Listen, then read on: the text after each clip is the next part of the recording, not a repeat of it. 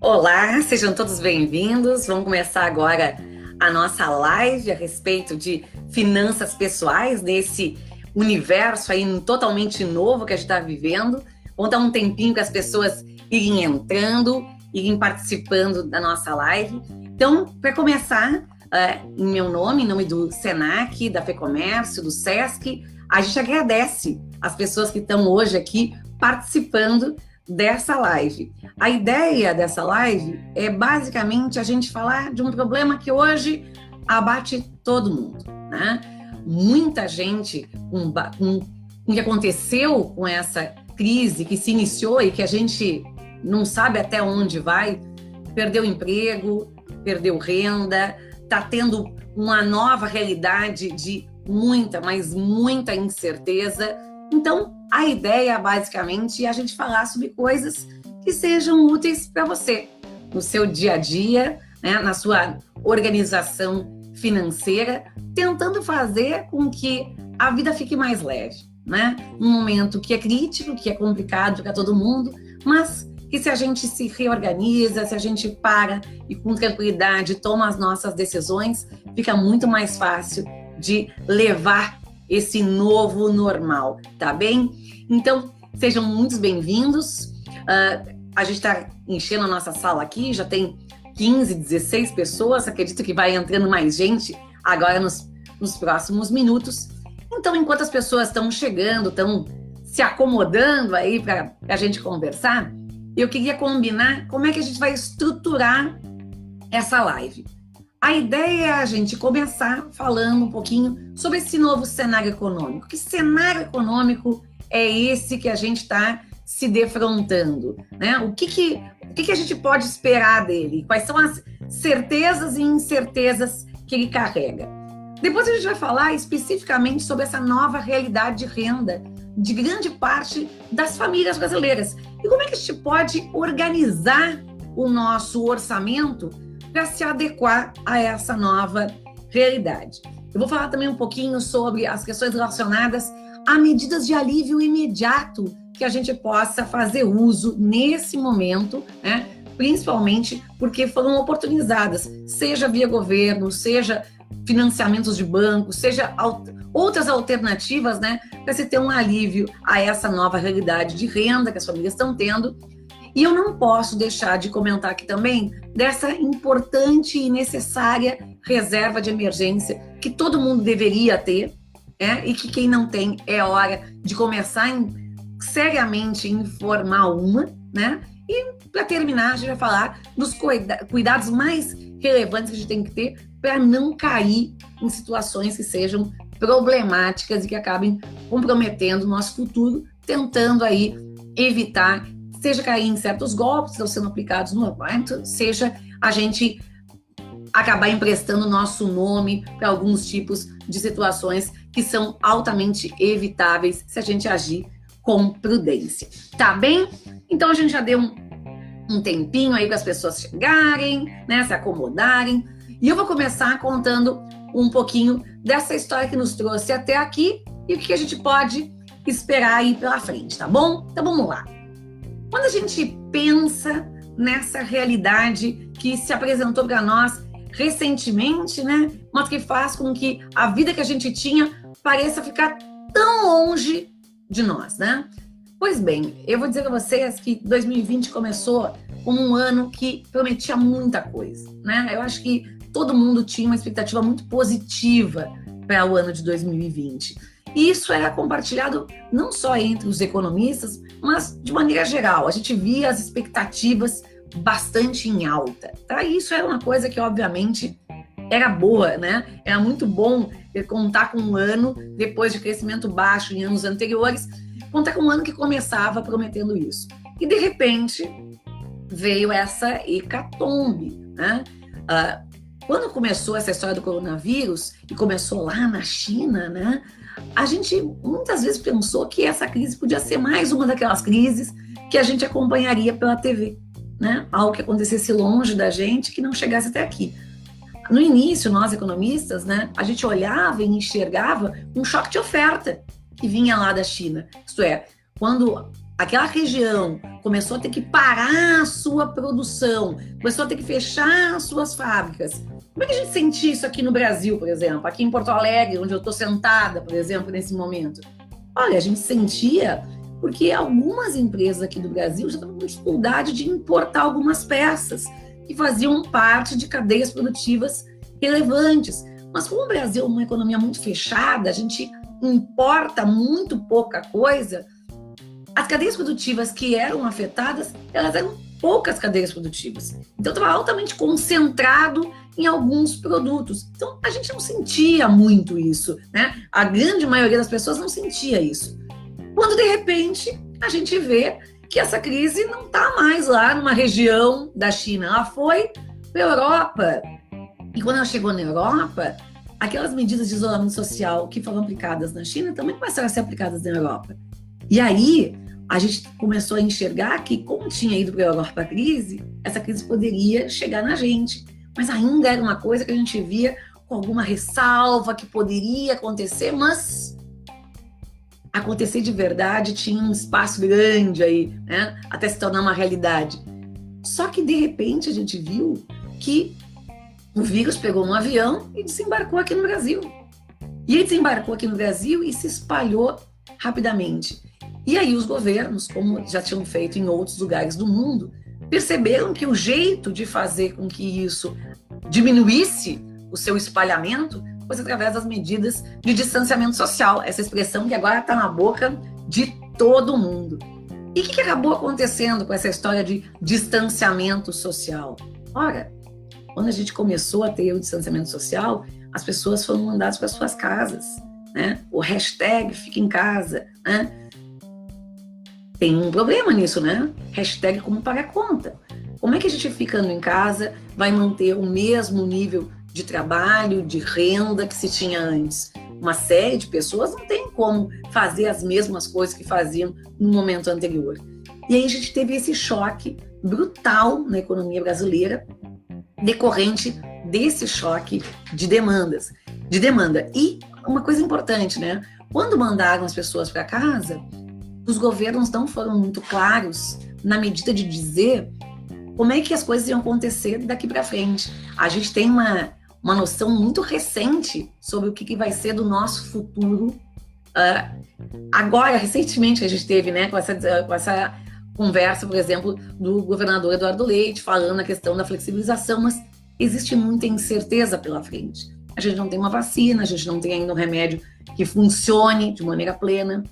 E olha só que interessante, a gente vive um terceiro choque, que é o choque de expectativas, que faz com que muitas empresas e muitos indivíduos tenham uma dificuldade muito grande de tomar decisões, né, acertadas, porque existe, primeiro, muita dúvida, muita incerteza, né, sobre o que é o futuro, né, e outra, como a gente não tem uma data de fim estabelecida, muita gente precipita algumas ações, né, para tentar minimizar perdas.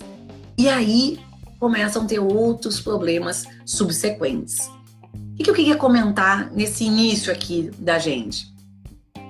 Enquanto a gente não tem uma vacina, enquanto a gente não tem um medicamento, né, que seja comprovado, né, o quão eficiente ele vai ser no cuidado e assim por diante, enquanto a gente tiver esse problema relacionado à manutenção, né, dos leitos hospitalares em patamares que sejam razoáveis, para não botar o sistema em colapso, correr o risco de ter um colapso, o que pesquisadores do mundo inteiro têm dito é que essa situação de intermitência da questão da quarentena vai ser uma nova realidade.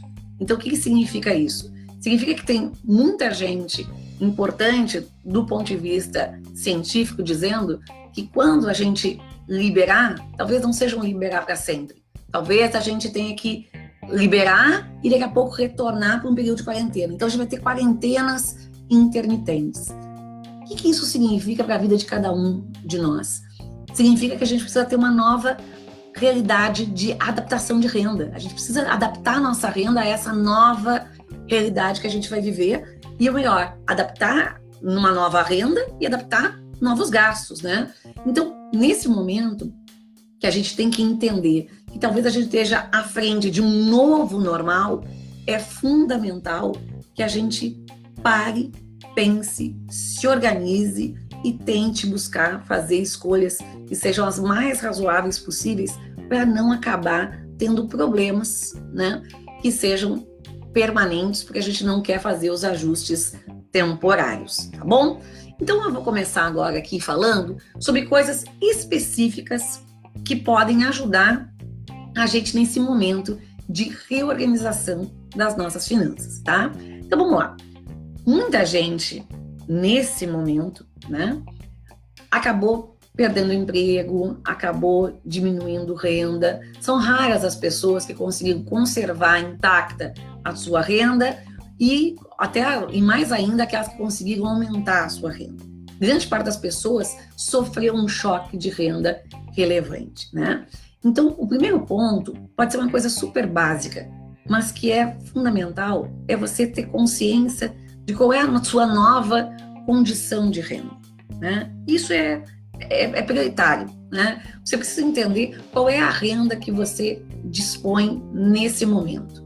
Então, por exemplo, as pessoas que foram demitidas, elas vão ter uso, né? Vão ter acesso tanto às verbas rescisórias quanto ao seguro-desemprego. Então, a primeira coisa a entender é quantas parcelas de seguro-desemprego vão ser disponíveis.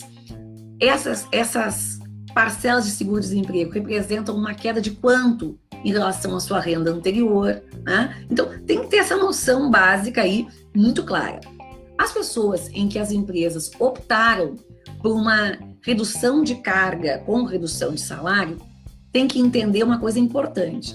Esse programa do governo, que possibilita uma ajuda aos funcionários, ele faz uma complementação daquela renda, né, que a empresa vai permanecer te pagando. Então, as empresas que decidiram, né, ficar nesse programa, né, participar desse programa de preservação do emprego e da renda, elas se comprometem a manter pagando para os funcionários os benefícios. Então, se você tem plano de saúde, a empresa vai continuar pagando o seu plano de saúde. Se você tem a Vale Alimentação, você vai continuar recebendo Vale Alimentação. Mas o acordo, né, diz o quê? Diz que a empresa vai reduzir carga de trabalho e também reduzir salários. O governo estabeleceu 3 faixas de pagamento, de ajuda àquelas pessoas que tiveram a sua renda diminuída, tá? Então, se a sua carga de trabalho diminuiu menos de 25%, você não vai ter ajuda de nenhum auxílio do governo, né? Isto é, a renda vai ser diminuída a carga e diminuído o salário em tal medida. Agora, se a sua renda, né, e sua carga de trabalho foi diminuída em 25% até 50%, o governo vai pagar para você 25% do seguro-desemprego que você teria direito a receber, tá bom? Então, existe uma complementação. Então, se você perdeu 25% da sua carga de trabalho e 25% do seu salário, não necessariamente você vai perder, de fato, 25% do seu salário. Tudo vai depender de quanto você tinha de direito de receber de seguro-desemprego e você vai ter acesso a 25% desse seguro-desemprego durante o período que foi acordado essa redução de jornada. Então, todas as pessoas que tiveram redução de 25% a 50% vão receber 25% do seguro-desemprego que teriam direito de receber. Quem tiver redução de carga de trabalho, né, de jornada de trabalho e de salário de 50% a 70%, menos que 70%, vai receber 50% do seguro-desemprego a que tinha direito. E as pessoas que tiverem acima de 70%, né, do que é a redução de carga de trabalho e também de salário, vão receber o equivalente a 70% do seguro-desemprego que teriam direito. O que é importante deixar claro aqui? As empresas que optaram por entrar nesse programa, elas dão uma garantia de emprego para os indivíduos no período de redução da jornada e também num período de igual medida a posteriori. Então, se você tiver uma redução de 2 meses de jornada e de salário, você tem garantido o seu emprego. naqueles 2 meses e dos 2 meses subsequentes, tá certo? O que tem que lembrar? Que acessar esse benefício que o governo está fazendo em termos de complementação não impede você, no futuro, de acessar integralmente o seu seguro-desemprego, tá bom? Então, esse é o primeiro ponto que eu queria deixar claro. As pessoas que vão ter redução de renda precisam fazer uma readequação dos seus orçamentos. Então, olha só, não vale a pena ficar confiando na memória não, tá? Tem que colocar no papel toda essa nova realidade de renda e depois eu vou te indicar que faça 2 coisas. Liste do lado 2 listinhas distintas. Uma, você faz os seus gastos que você julga ser essenciais. E olha só que interessante isso. Eu vou dizer assim, ó, o que você julga essencial. Por quê? Porque talvez na sua realidade, o que é essencial para você pode não ser o essencial para mim. Bota ali o que é o seu essencial, tá certo? E depois do lado, faz uma outra lista. Com que são os seus gastos supérfluos ou gastos que você teria uma capacidade maior de redução. Notem que esses grupos são distintos, mas é fundamental que você consiga fazer essa divisão entre o que são gastos de fato essenciais, o que são gastos que você tem uma dificuldade imensa de fazer cortes, e aqueles outros gastos que podem ser até importantes para você, mas que você poderia fazer um sacrifício, ainda que temporário, de redução, tá bem? Então, essa divisão é uma divisão importante. Quando você fizer isso, e você listar esses seus gastos essenciais, começa a prestar atenção de quanto esses gastos essenciais já tomam conta dessa nova realidade de renda que você vai ter. Então, por exemplo, se a sua nova realidade de renda for de R$2.000, e esses gastos que você julga serem essenciais já são R$1.800, você tem que entender que R$200 é a sua folga para os gastos que são secundários, né?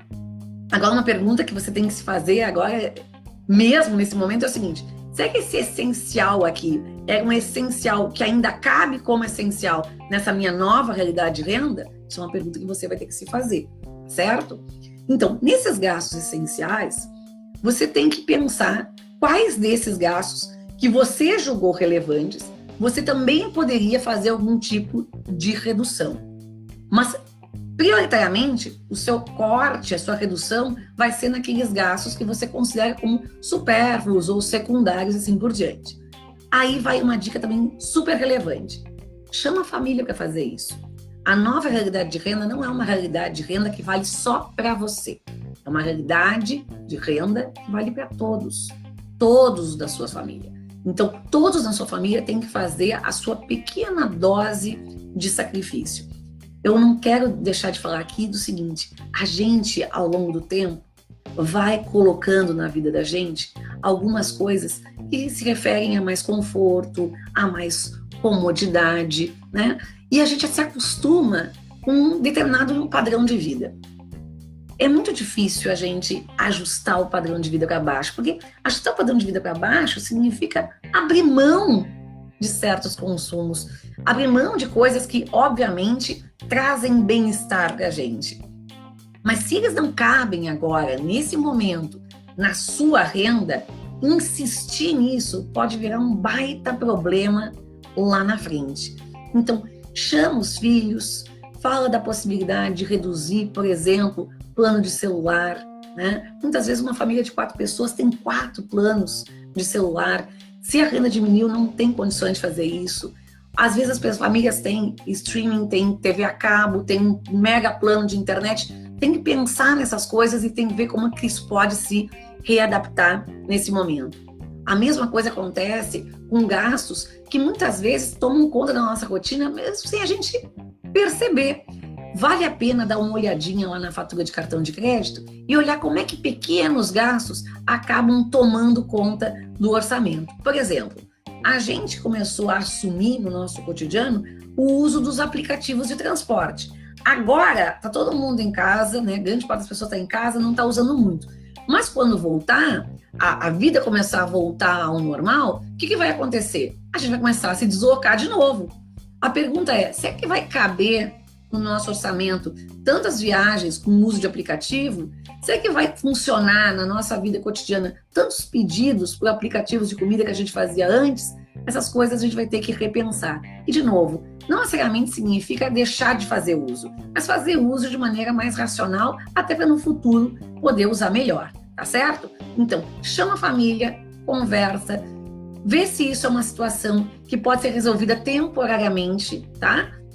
Se você tiver uma perda de renda que for de natureza mais permanente, os ajustes têm que ser mais drásticos. Talvez a gente vai ter que pensar nesses gastos essenciais, mudar de padrão também, mas nada que a gente não possa fazer com cuidado, com dedicação de olhar os devidos valores e, de novo, né, fazer de uma maneira planejada.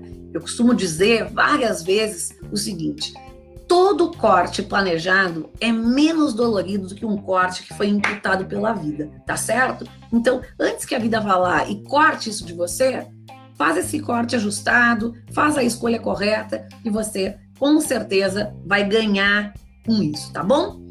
Vamos continuar, então. Então, a gente fez essa primeira modulação, entendeu o que é a nossa nova realidade de renda, entendeu quem são os gastos essenciais e estabeleceu o que são os gastos secundários.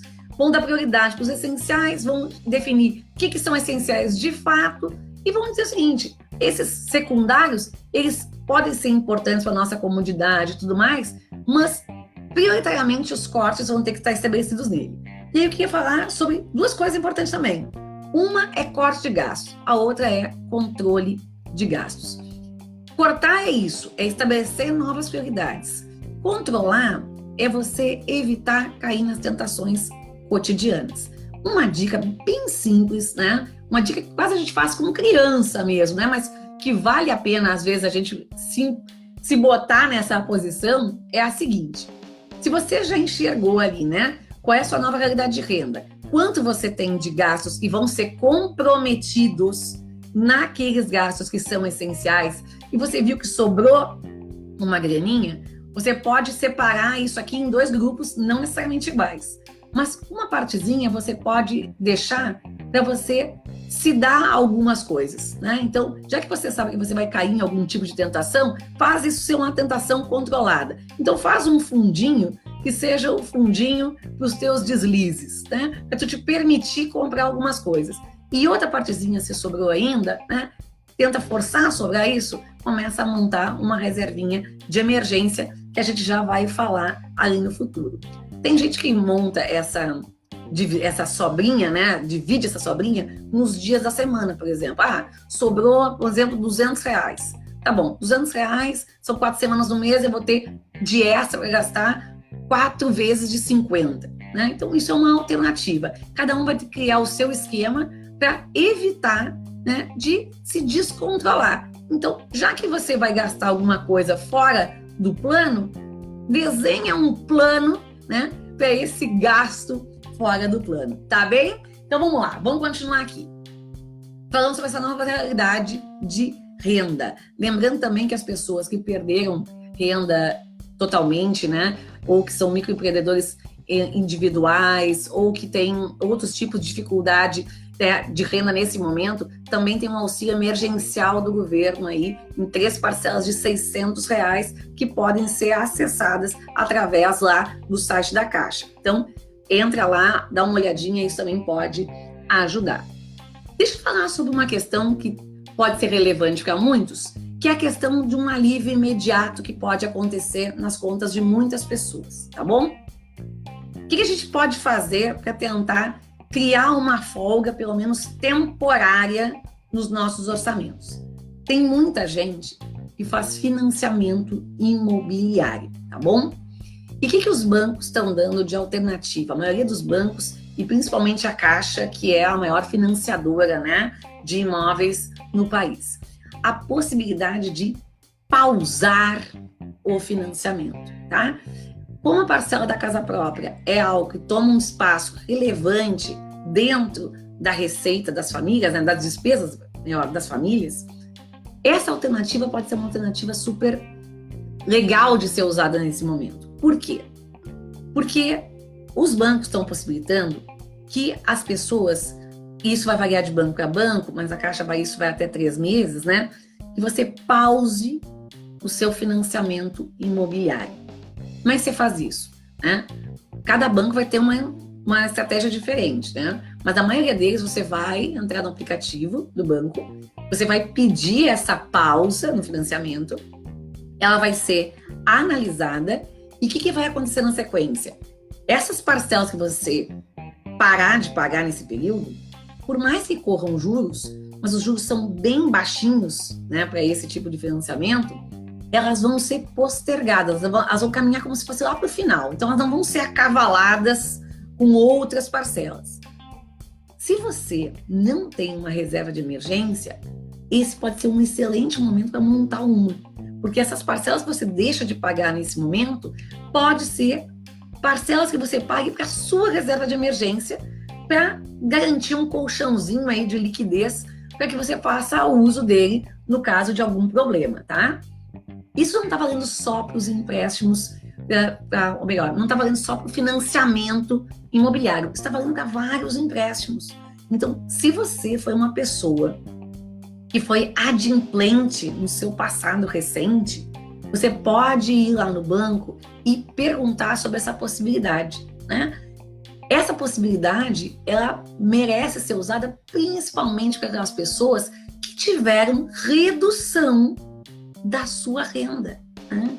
E por quê? Porque isso gera um alívio para outros tipos de gasto, ela posterga lá para um futuro bem distante, que as coisas podem estar um pouco mais calmas, e, de novo, possibilita que as pessoas formem uma reserva de emergência que é tão importante nesse momento. Então, essa é uma dica que eu acho que é super importante, que vale a pena dar uma olhada, vale a pena ver essa possibilidade e fazer uso dela, tá? Então, vale para financiamento imobiliário, mas vale também para outros tipos de empréstimo que podem ser feito o uso dele, tá? Então, aproveita essa oportunidade. Outra questão importante sobre essa questão dos alívios imediatos. O governo liberou também um novo saque do FGTS. Agora, todas as pessoas que têm contas no FGTS, sejam ativas ou inativas, têm um limite de saque lá de um salário mínimo, tá? Então, se a sua conta tiver mais que isso, você vai poder sacar agora só um salário mínimo. Mas, se você tiver isso ou menos, você vai poder sacar, você vai poder limpar a sua conta do FGTS. Então, isso também é uma ajuda que pode ser bem relevante nesse momento, tá? Então, falei sobre pausar financiamentos, falei sobre o saque emergencial que a gente tem agora do FGTS, e a terceira coisa que eu não posso deixar de falar também é de você lembrar que quem é adimplente tem uma coisa que é muito poderosa, principalmente nesse momento, que é acesso a crédito, né? Então, as pessoas que são adimplentes, elas têm mais acesso a crédito que as pessoas que não são adimplentes. Então, eu preciso dizer para você que mantenha a sua situação de adimplência. Por quê? Porque crédito é antecipação de renda. Se você conseguir ter acesso a crédito, você está conseguindo fazer um alívio, né, nesse seu desequilíbrio orçamentário, que pode ser extremamente útil. Então, para quem tem algum tipo de dívida em atraso, para alguém que está com algum tipo de problema junto a esse ambiente de crédito, isso seria uma excelente oportunidade de tentar buscar um ajustamento nessa situação. Então, o que eu vou te indicar como algo relevante de fazer? Faça um levantamento lá de todas as suas dívidas em atraso, de todas as dívidas que você tem, tá bem? Tenta buscar fazer uma coisa que a gente chama de consolidação das dívidas. Vê direitinho o que você está devendo, onde você está devendo, tá bom? Cuida com aquelas dívidas que são mais caras, como é o cartão de crédito, o financiamento via cheque especial, né? Essas contas são muito caras de ser mantidas. O que você tem que fazer? Você tem que procurar uma alternativa diferente. Crédito pessoal, né? Crédito consignado são alternativas mais baratas e muito mais viáveis nesse momento de serem pagas. Então, olhou as dívidas em atraso, procura um banco, vê a possibilidade de fazer um empréstimo pessoal, que você pague todas essas dívidas e você tenha uma nova dívida consolidada, né, com um único credor. tenta negociar uma condição que você tenha capacidade plena de pagar e se manter adimplente. E aí vem um ponto fundamental. Banco é um negócio. Banco vai vender, ou melhor, vai alugar dinheiro a um determinado valor, a uma determinada taxa. E cada banco vai ter uma taxa distinta. Então, olha só, não vai no teu banco só procurar uma alternativa. Visita outros bancos, vê outras alternativas que sejam razoáveis, vê as condições que você tem disponíveis. A gente tem hoje vários tipos de alternativas aí, né? A gente tem os bancos, propriamente dito, a gente tem as cooperativas de crédito, a gente tem as financeiras, que vão cobrar taxas diferentes e vão ter condições diferentes. Pesquisa, né? Já que a Terra parou, usa esse tempo para fazer algo que seja extremamente útil para ti, que é fazer essa reorganização financeira. Isso é fundamental para a gente ter um andamento que seja, né, mais tranquilo para passar por esse momento de tamanha incerteza como que a gente está vivendo. Vamos falar um pouquinho sobre a questão da reserva de emergência. Quem conseguiu fazer nos últimos anos, né, uma reserva de emergência, hoje está muito mais tranquilo do que quem não conseguiu fazer, tá certo? Então, olha só, vou falar uma coisa que muita gente não gosta de ouvir, mas eu acho que vale a pena dizer, né? Não é o que a gente ganha que tem que determinar a nossa capacidade de poupar. A nossa capacidade de poupança vai ser determinada a partir de quanto a gente gasta, né? Então, eu conheço muitas pessoas que ganham muito e que poupam pouco. E conheço muita gente que ganha pouco e poupa muito. Então, olha só, muitas vezes as pessoas não têm capacidade de decidir quanto elas vão ganhar, mas elas têm capacidade de decidir quanto elas vão gastar. E a sugestão que a gente sempre dá é a seguinte: vive sempre um degrau abaixo de quanto tu ganha, né? Por que vive sempre abaixo um degrau de quanto tu ganha? Porque isso vai ajudar a ter um ajuste menos doloroso quando você tiver uma queda de renda. Porque aí o seu ajuste vai se dar mais na poupança do que sobre o consumo, tá? Então, olha só, tem horas que a gente tem que pensar se a gente não acabou fazendo um padrão de vida mais alto do que a gente poderia sustentar. E isso é doloroso, né? Todo mundo gosta de aumentar de padrão de vida, todo mundo gosta de consumir mais, consumir melhor, mas às vezes não dá, né? E às vezes a gente tem que fazer essas escolhas para a gente justamente formar essas reservas de emergência para que momentos como esse, e olha só, antes as emergências eram individuais, agora é uma emergência coletiva, não tem nem para quem gritar para pedir ajuda, né? É nesses momentos que esse tipo de reserva faz a diferença. Tem muita gente que tem dificuldade de poupar porque entende da poupança um sacrifício, né? Vou sacrificar meu consumo, né? Eu vou poupar, vou deixar de consumir. A poupança, ela te garante, na verdade, consumo futuro. Ela garante uma das coisas mais relevantes que a pessoa pode ter, que é paz, né? Eu tenho certeza que muita gente hoje está com dificuldades sérias de dormir porque não entende como é que vai fazer com que os seus gastos se encaixem na nova renda. Quando a gente fala da reserva de emergência, a gente está falando exatamente desse colchãozinho ali, nesse colchão que a gente está montando, para que quando houvesse uma queda de renda, essa queda fosse amortecida. Então, te falei sobre essa possibilidade de deixar um pouquinho para depois, né? Essa questão dos pagamentos dos financiamentos, obviamente pactuado lá com o seu credor, não pode ser, vou me dar uma folga, né? Não funciona assim, tem que pactuar e usar para fazer essa reserva de emergência. As reservas de emergência, né? Tem gente que pergunta, olha só, quanto que eu tenho que ter de reserva de emergência? Isso é uma pergunta que muita gente se faz, né? Existe uma receita de bolo que diz o seguinte, que a gente tem que ter uma reserva de emergência de 3 meses do nosso gasto habitual, se nós formos pessoas que têm uma renda garantida estável, isto é, se tu é um empregado no setor público, se tu é um seletista, se tu tem emprego com carteira assinada, 3 meses de gasto, tá bem? Se você é um trabalhador que você tem renda variável, ou se você é um empreendedor e assim por diante, você deveria ter o equivalente a 6 meses de gastos poupados. Então, se você gasta por mês o equivalente a R$3.000, você teria que ter na sua poupança de emergência, na sua reserva de emergência, o equivalente a R$18.000, tá certo? Então, lembrando, 3 meses para quem é uma pessoa que tem um emprego e uma renda estável, e para as pessoas que são pessoas que têm renda variável, né? Que correm mais riscos, né? Vão ter que ter 6 meses de gastos poupados, tá bom? Então, essa reserva de emergência, ela é para ser usada nos momentos de emergência. E para ser usada nos momentos de emergência, você tem que guardar ela num lugar seguro, mas de fácil acesso. Então, olha só que interessante. Muitas vezes as pessoas perguntam, tá bom, mas aonde que eu vou poupar o meu dinheiro?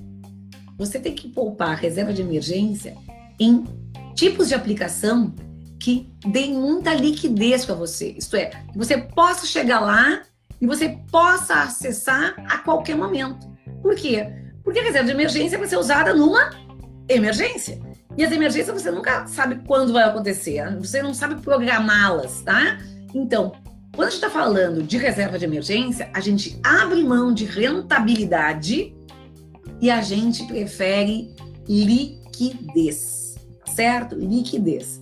Aí alguém vai me perguntar assim, Patrícia, e aí, o que é uma alternativa para fazer isso? Olha, tem várias alternativas. Tem uma coisa que o brasileiro sempre colocou dinheiro, foi a poupança. A poupança tem essas características. Qual é o problema da poupança? A poupança é um tipo de aplicação que faz aniversário uma vez por mês. Isto é, se você pegar e simplesmente for lá e sacar o dinheiro um dia antes, você perde a rentabilidade daquele mês. O que ela tem de benefício, tá? Vamos falar um pouquinho bem da poupança, já que todo mundo falou mal da poupança toda a vida, né? A poupança tem de benefício essa facilidade, ela não cobra taxa de administração, ela é acessível a praticamente todo mundo, e é uma coisa que o brasileiro já introspectou nos seus hábitos de investimento. Ela é a melhor coisa? Não. Ela é um investimento que é bem com baixa rentabilidade, principalmente se você vai poupar valores maiores, ela é uma péssima aplicação, né? Mas para essas coisas que são mais cotidianas, para pouco recurso, para recurso que vai ficar ali simplesmente rendendo um pouquinho, ela não fica tão ruim, não. Tem outras alternativas que são CDBs de liquidez diária, né? Também tem que dar uma olhadinha ali e comparar com a rentabilidade de outras alternativas. Tem o Tesouro Direto Selic, né? Que é uma alternativa que também é razoável e de altíssima liquidez, né? E aí, olha só que interessante, comecei a falar um monte de coisinhas aqui, de palavrinhas mágicas que às vezes ficam fazendo parte do vocabulário dos economistas. Falei em CDB, falei em Tesouro Selic, falei na poupança, que para muita gente pode ter sido a única palavra que conseguiu identificar. Olha só, quando a gente vai fazer uma escolha de aplicação, a gente está entrando num universo novo. Então, vale muito a pena conhecer esse universo novo. E por que isso, tá? Porque a gente está caminhando agora para o final da live, eu queria falar dos problemas que a gente tem que evitar nesse momento. Tem muita gente que nessa situação pode cair em alguns golpes, né? Porque, como eu disse, às vezes o desespero é o pior dos conselheiros, né? Quase sempre o desespero é o pior dos conselheiros. Mas a ambição também é algo que aconselha muito mal os indivíduos. E nesse momento a gente tem juros baixos, na rentabilidade das aplicações financeiras, começam a surgir vários golpes, né? Aqui o Rio Grande do Sul ele foi celeiro de alguns golpes financeiros, né, que aconteceram. Por quê? Porque as pessoas querem rentabilidade rápida, né, sem correr risco. Isso não existe, tá, gente? Existe uma coisa muito clara dentro da economia que é a seguinte: rentabilidades maiores vêm acompanhadas de riscos maiores, né? E a gente tem que saber reconhecer o que é um negócio do que é uma pirâmide, né? não dá para se enfiar em pirâmide não, né? As únicas pirâmides que pararam em pé são aquelas pirâmides que estão no Egito. As outras, todas elas caíram, né? E aí a gente não pode correr o risco de, nesse momento em que as reservas são tão relevantes, se arriscar num negócio desses. Como também não dá para se arriscar em fazer a bondade, né, desmedida, a bondade sem calcular. Olha só o que eu vou te dizer agora. Tem um monte de gente que, infelizmente, por questões da vida, não conseguiram acessar crédito, né? E como elas não conseguem acessar crédito no banco, elas não conseguem ter acesso a cheque especial, não conseguem ter acesso a cartão de crédito e assim por diante. Então, olha só. Um banco tem um bando de gente, tá? Pensando em como precificar juros e como medir risco. Identificou que certas pessoas não podem acessar crédito. Pessoas físicas, né? Não podem acessar crédito, ou porque tem um histórico ruim, né? Ou porque não vão ter capacidade de pagamento.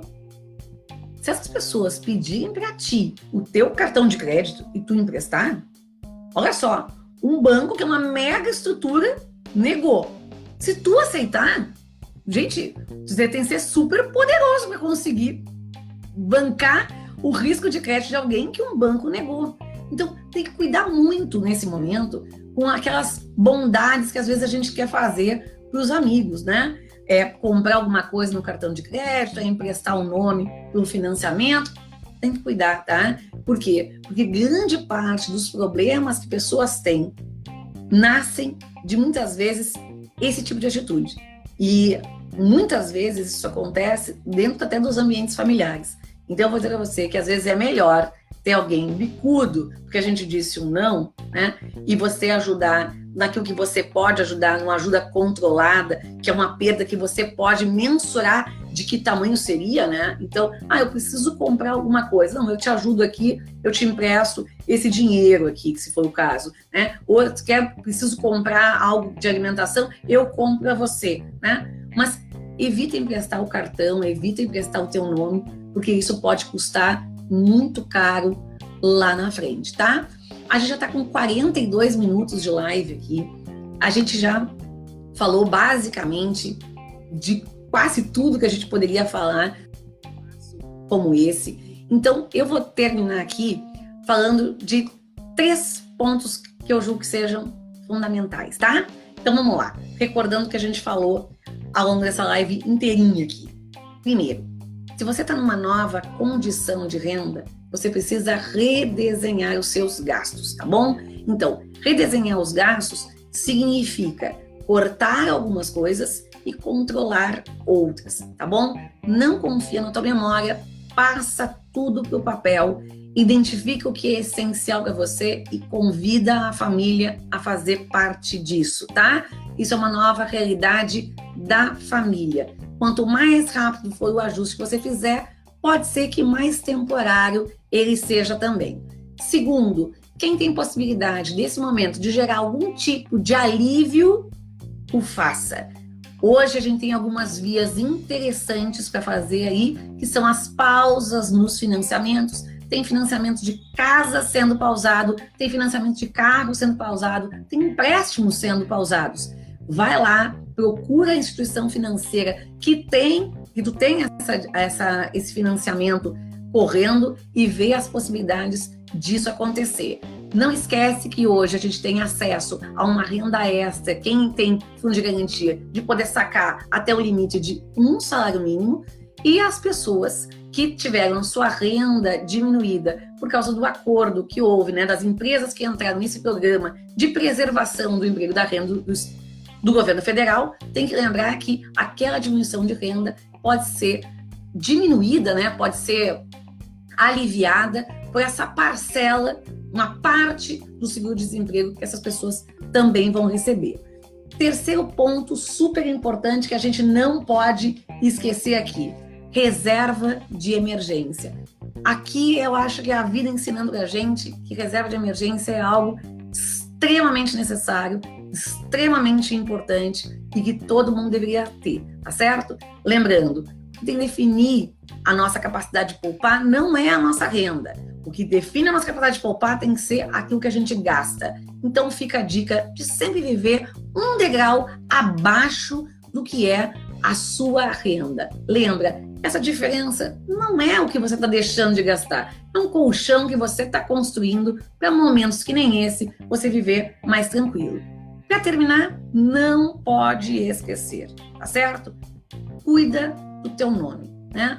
O teu nome vai ser algo extremamente relevante para o futuro, para acessar crédito, para continuar participando dessa engrenagem da economia. Então, evita emprestar teu cartão de crédito, evita emprestar o teu nome para fazer compras no teu nome, né, para outras pessoas, e não se leve pela ambição aí e acabe entrando em algumas furadas. Gente, terminou o meu tempo aqui. Vou lembrar para vocês que todo lugar que a gente faz, né, os nossos gastos, né, cotidianamente, é um lugar que a gente pode questionar se eles são razoáveis ou não. É uma apertadinha aqui, uma apertadinha ali que a gente pode dar e a gente continuar passando por esse momento, que é um momento tão turbulento, de uma maneira mais tranquila.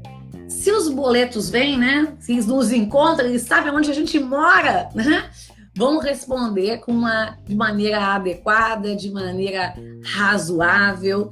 Vamos fazer os cortes, os controles, as adaptações, porque uma coisa é certa, né?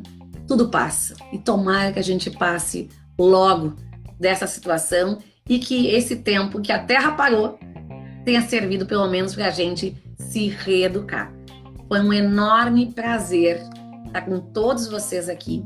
Muito obrigada pela atenção que vocês tiveram com a gente nesse momento. Em nome da FEComércio, do SENAC, do SESC, nós estamos aqui todos juntos, lutando pelo seu bem-estar cotidiano, né?